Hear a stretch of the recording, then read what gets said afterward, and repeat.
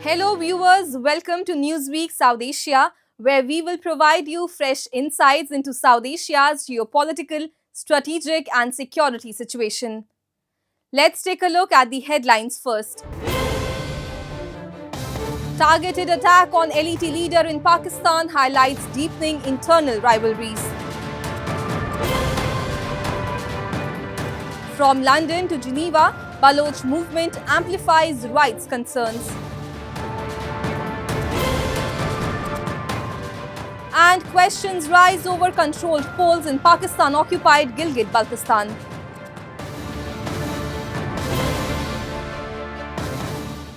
In Pakistan, a steady pattern of targeted attacks is increasingly pointing toward internal rivalries rather than external threats. Lashkar-e-Taiba co-founder Amir Hamza has been critically injured after being shot by unidentified gunmen in Lahore, marking yet another strike in what experts describe as a deepening cycle of infighting. These recurring attacks, often carried out in broad daylight and in major urban centers, suggest that the threat is now emanating from within. Factional splits, competing networks, and leadership struggles appear to be driving a wave of violence among groups that once cooperated in coordination. Take a look. A series of targeted shootings by unidentified attackers is drawing attention in Pakistan, with a clear pattern beginning to emerge. These attacks, often carried out in public spaces, have repeatedly targeted individuals linked to proscribed organizations, suggesting a deeper internal churn. In the latest incident, two unknown gunmen opened fire on Lashkar-e-Taiba co-founder Amir Hamza outside a television station in Lahore on April 16. The 67-year-old sustained critical injuries and was rushed to hospital. This is the second attempt on his life within a year. Experts say the consistency of these attacks targeting specific individuals within Pakistan and executed by unknown gunmen points towards an ongoing internal struggle rather than external operations. Factional divides, competing networks, and long-standing rivalries are believed to be driving this violence. Well, to hear that one of the other leaders of Lashkar-e-Taiba has been shot dead, that sort of a statement and that sort of a killing does not surprise anybody. There is evidence from every side. There are enemies against Lashkar-e-Taiba. Which intelligence agency does it? The blame goes to many intelligence agencies and the local infighting in Pakistan. So another Lashkar-e-Taiba leader being killed comes as no surprise to the world. Since 2020, several Pakistan-based terrorists were killed in targeted shootings across cities such as Lahore, Karachi, Rawalpindi and Peshawar. Many of these attacks followed a similar pattern. Unidentified gunmen, often on motorcycles, carried out close-range shootings and escaped without being identified. Just last month, Muhammad Tahir Anwar, the elder brother of Jaish-e-Mohammed chief Maulana Masood Azhar, died in Pakistan under what it was described as mysterious circumstances. He was known to play a key operational role within the outfit. Earlier in March last year, Lashkar-e-Taiba operative Abu Qatl, also known as Qatl Sindhi, was shot dead in Pakistan's Jhelum Sindh region. He was considered a close aide of Hafiz Saeed and was linked to the 2024 Riyasi attack in Jammu and Kashmir. Abu Qatil was the mastermind of attack on ship Khodi Yatris on I think 9th June when Honorable Prime Minister was taking oath. If you recall him, only at that moment when swearing in was going on, he attacked that bus and I think 12 Yatris got killed and many were injured.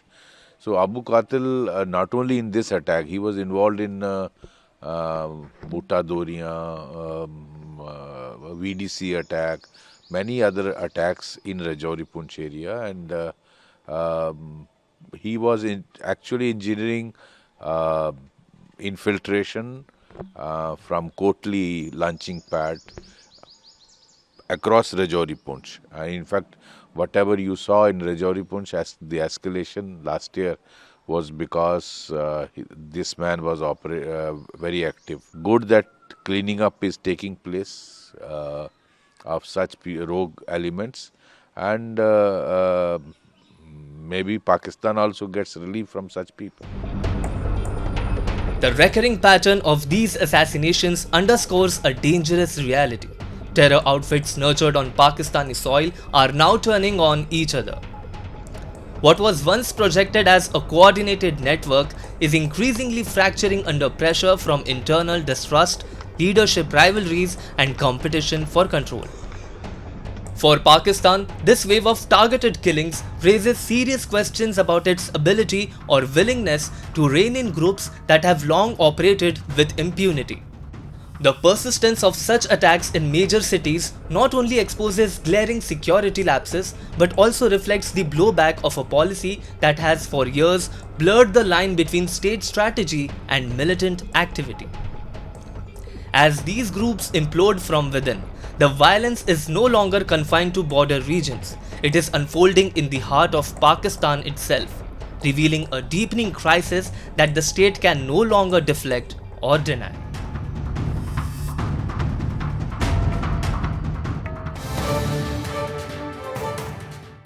Moving on, protests by the Baloch National Movement are gaining global momentum, with demonstrations now spanning London, Busan and Geneva.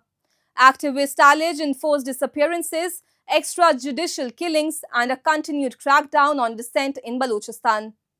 Voices from the movement are urging the United Nations and world powers to take notice and act. As these protests grow louder on international platforms, serious questions are being raised about human rights, media freedom and accountability in Pakistan. These visuals from the streets of London show protesters holding banners and placards outside 10 Downing Street.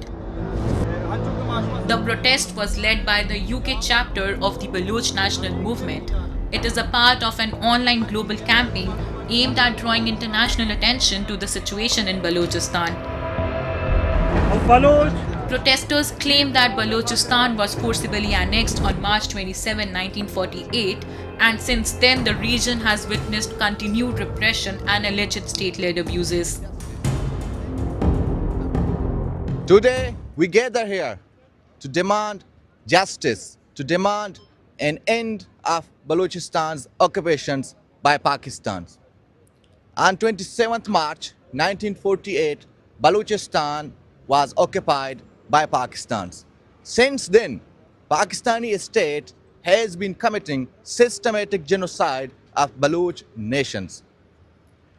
Baloch National Movement's Human Rights Department PANG last year documented 1,300 cases of enforced disappearances and extrajudicial killings of Baloch peoples.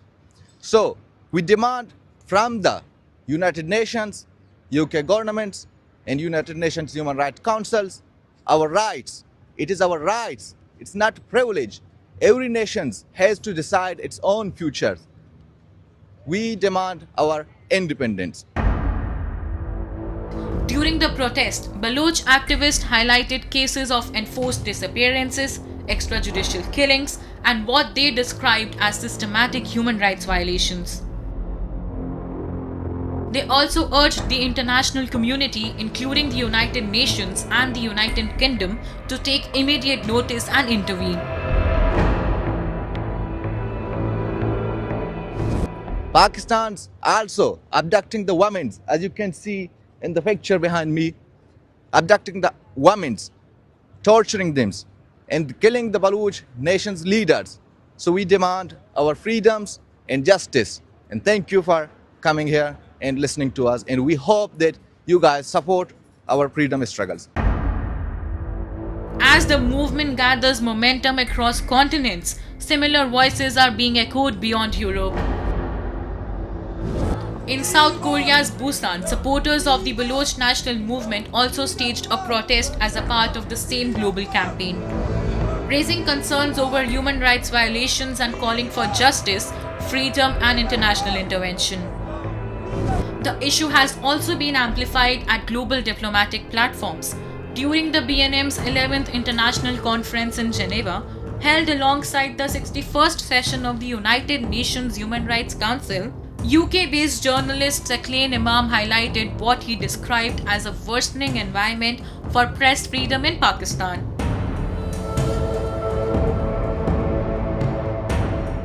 We are not allowed to report anything. There's a complete media blackout. I'm talking of today, and it is especially it has gone worse since the passing of PICA Act, Pakistan Electronic Crimes Act, 2016, I think. So since then, there's no fair reporting because either you may be lifted, which is in Pakistan called Utha Liya, or you are killed. Just last year, Abdul Latif Baloch, he was killed, and there's no, actually legal action against his murderers. And he's not the only one. There are many other journalists who have been killed. Just for fair reporting, they were killed. And no, not a single killer was ever arrested by any government of Pakistan's authority, by Balochistan authority. From London to Busan and Geneva, the Baloch movement is increasingly gaining international visibility. Protesters allege that Pakistan continues to suppress voices in Balochistan and target those who speak out. The question remains, will the international community take note of these allegations, or will the voices from Balochistan continue to go unheard?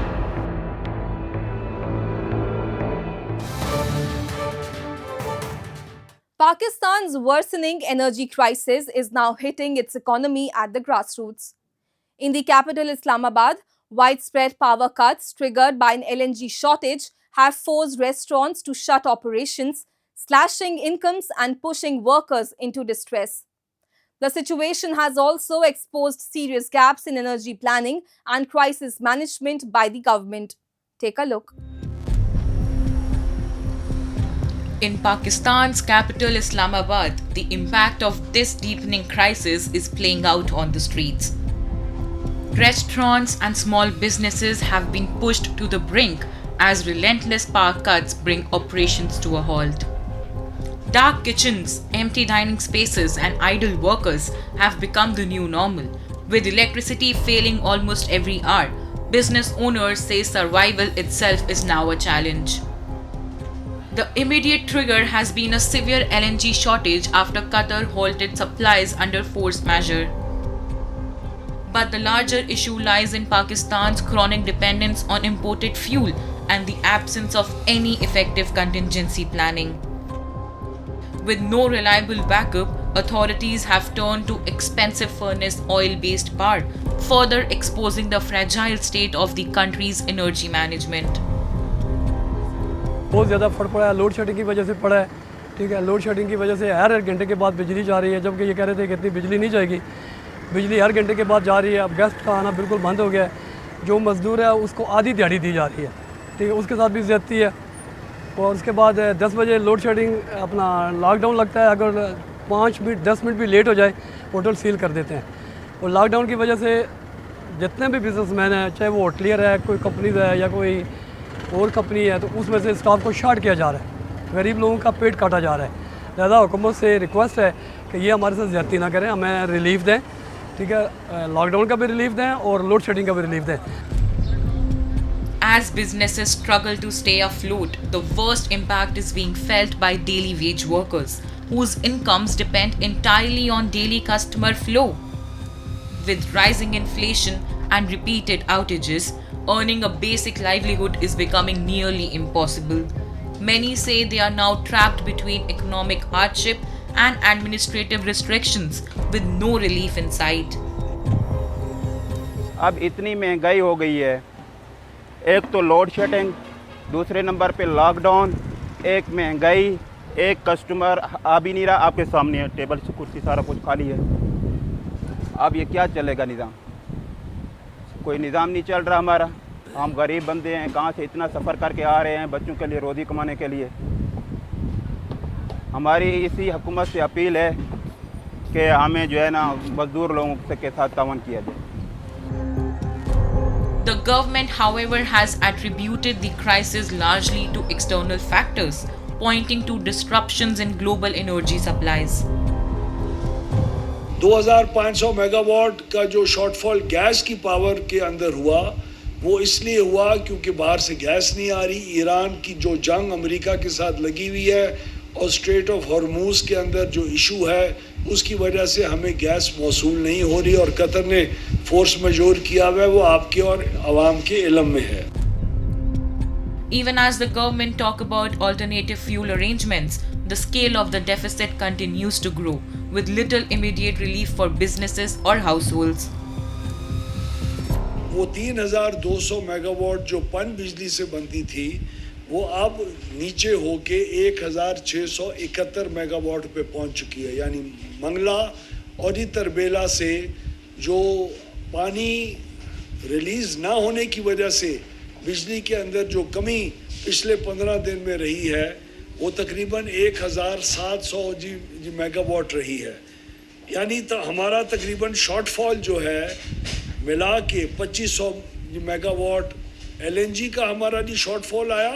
बाहर से ईंधन नहीं आ रहा, मेरे plants बिजली नहीं बना सक रहे और 1530 मेगावाट का शॉर्टफॉल हमें पन बिजली ना पैदा होने की वजह से हुआ। With outages intensifying and livelihoods at stake, Pakistan's power crisis is no longer just an energy issue. It is rapidly becoming a full-blown economic and governance challenge.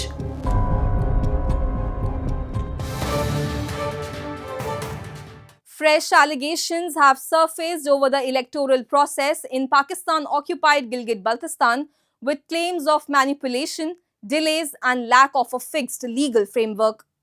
Political activist Sengay Sering has accused Pakistan's establishment of influencing outcomes through interim setups and controlled governance. A report. In Pakistan's illegally occupied regions, including Gilgit-Baltistan, democratic rights and constitutional safeguards continue to be absent. Despite repeated claims by Islamabad of development and representation, activists and local voices have consistently pointed to systemic political marginalization, lack of legal clarity, and tight control by the military establishment.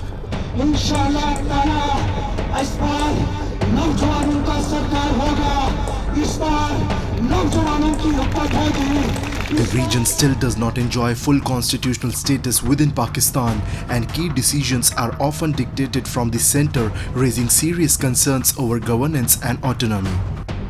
Against this backdrop, political activist Sengay Sering has alleged serious irregularities in the electoral process in Pakistan-occupied Gilgit-Baltistan, claiming that elections are not conducted under any fixed legal framework. Gilgit Baltistan में election किसी आईनी कानून के हिसाब से तो होते नहीं हैं। यहाँ पर इलेक्शन जो हैं मुख्तलिफ बहानों से उनको टाला जाता है। एक इंटरिम गवर्नमेंट लाई जाती है जो उनके अपने मनपसंद लोग होते हैं, आईएसआई के अप्रूव्ड लोग होते हैं। ऐसे लोगों के हाथ में फिर कई महीनों तक जो है निज़ाम रहता है। कभी बहाना ये होता है कि जी आपके मौसम ख़राब है इसलिए हम इस महीने में इलेक्शन नहीं करा सकते। कभी ये कहते हैं कि जी मुल्क के हालात ठीक नहीं हैं, ईरान की जंग हो रही है और दूसरे मसाइल हैं, इस वजह से हम इलेक्शन नहीं करा सकते। Such allegations point to a broader pattern where electoral timelines and administrative mechanisms are allegedly used as tools to shape political outcomes. Extended gaps created through interim arrangements raise concerns over the misuse of state machinery to influence public opinion and weaken independent political participation. ISI क्या करती है कि वो जो 5-6 महीने के बीच में gap देती है एक इंटरिम गवर्नमेंट के थ्रू, इसमें फिर वो अपनी मैनिपुलेशन करती है, लोगों के साथ साजबाज करती है, लोगों के साथ गठजोड़ करती है ताकि एग्जैक्टली ऐसे कैंडिडेट को जिताया जा सके जो उनकी पॉलिसीज़ को आगे लाते हैं। तो ये जो बीच में एक टाइम दिया जाता है इंटरिम गवर्नमेंट के थ्रू, ये आईएसआई इसी मकसद से देती है ताकि इलेक्शन में अपनी मर्जी के लोग आगे लाए जा सकें। तो ये क्लियरली शो करता है कि यहाँ फेयर इलेक्शन नहीं होते, मैनिपुलेटेड इलेक्शन होते हैं। There are also growing concerns that dissenting voices and candidates who do not align with the establishment face systemic pressure, including legal and administrative action. वक्त के साथ साथ आप देखेंगे लोगों के ऊपर शेड्यूल 4 जो है, शेड्यूल 4 है, उसके केसेस बनना शुरू हो जाएंगे। बहुत से कैंडिडेट उस तरीके से फारिग हो जाएंगे। तो ये जो मैनिपुलेशन है ये कई महीने तक जारी रहती है और इसलिए एक इंटरिम गवर्नमेंट लाई जाती है ताकि आईएसआई को आसानी हो अपने मर्जी के लोगों को वहाँ इलेक्शन वो जितवा सकें। As the region heads towards the June 7 elections, these concerns once again bring into focus Pakistan's approach to governance in the occupied territories.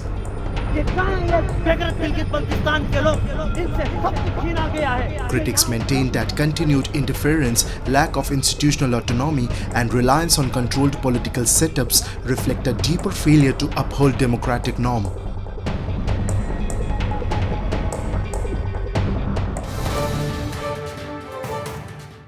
And with that, we come to the end of this edition of Newsweek South Asia. We will be back next week with more news, views, and analysis from the subcontinent. Meanwhile, do keep writing to us at nwsa@anin.com. This is Akansha Parimu signing off on behalf of the entire team of Newsweek South Asia. Goodbye and take care.